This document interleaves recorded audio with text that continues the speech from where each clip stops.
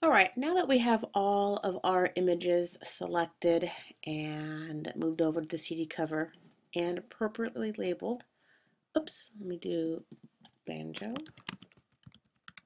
and this layer is the paw. All right, and now that they're all labeled appropriately, let's talk about our text. We need to have three text layers: the name of the band, the name of the CD, and your copyright. So let's go back to our rubric and see what our objectives are for a text. So we have text here, and you're able to score beginning, developing, accomplished, or mastery. Obviously, you guys want to aim for the stars and go for accomplished and mastery.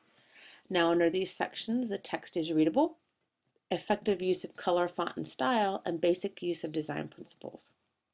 And we've already talked about uh, those in a little detail when we looked at the CD cover as a whole, but I just wanted to remind you again what we were looking for in terms of text.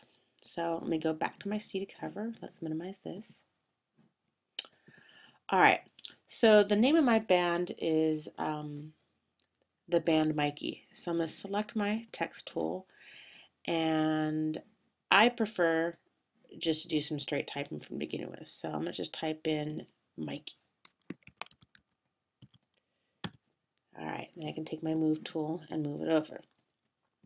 Now obviously I wanted to change the color. I could double click on my layer thumbnail on the T. It automatically highlights it, and I can change the color here. Okay, but going with my theme of country music, rather than choosing just a straight plain font to fill my text with, I want to do what's called a clipping mask.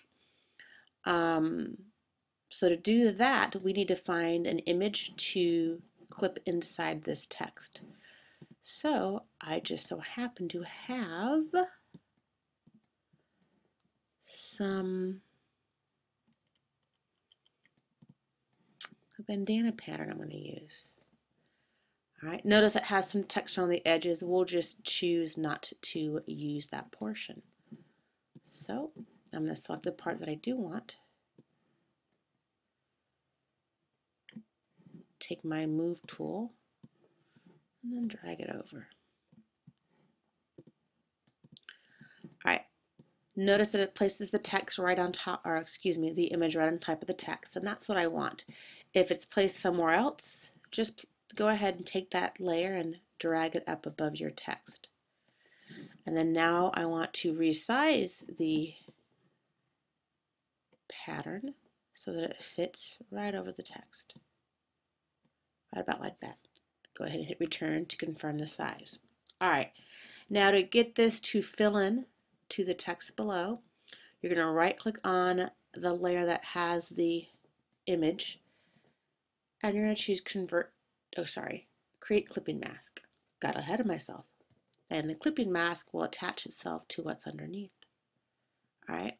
Now, if we wanted to add more style to the text itself, we would actually select the text layer, not the pattern.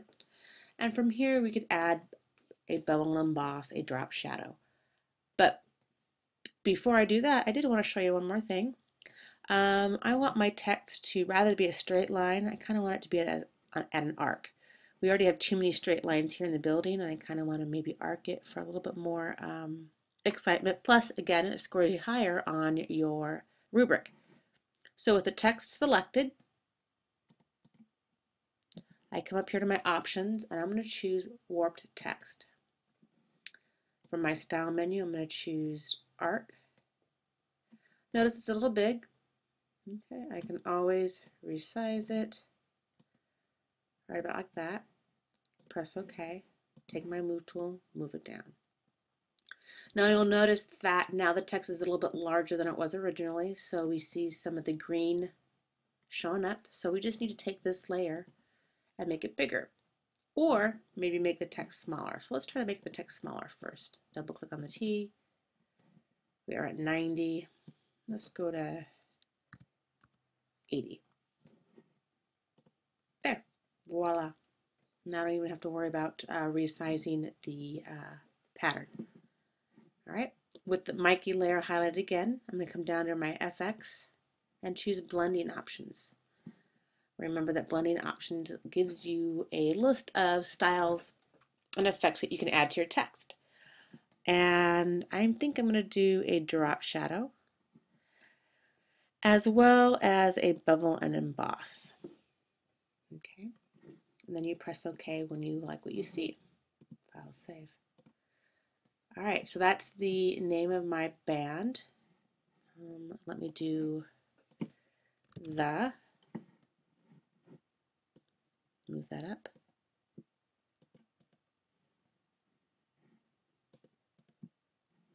Let's see. I want to get rid of that. Let's try this again. Let's hit delete. All right. The, make it a little bit smaller. Change this file size and font. I don't like that one, but we're going to use it anyways, and we'll choose a yellow because we can see that. So this is going to be the Mikey. And then I want to add another text layer that says band.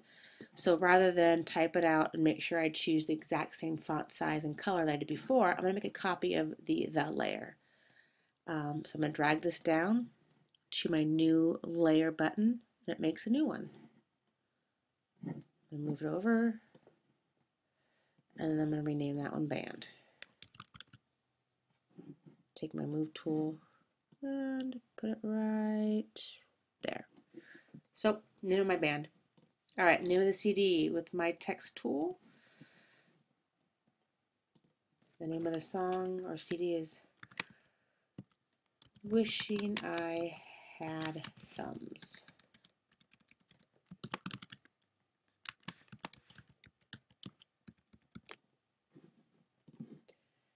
And I'm going to put that here. We'll make that a little bit bigger. Okay, it's obviously too big. Let's try 38. Good. Okay, now it's a little hard to see, so with that selected, I'm going to choose a layer style. And let's do a stroke.